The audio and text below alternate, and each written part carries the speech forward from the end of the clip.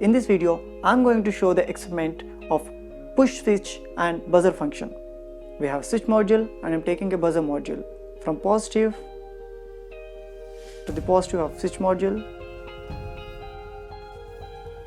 from negative of switch module to positive of buzzer, from negative of buzzer to negative. You can see the buzzer is turned on. This is because switch module is turned on. Now I have turned off the slide switch so that buzzer stops functioning. When I press the push button, buzzer is giving sound. This is how push button works.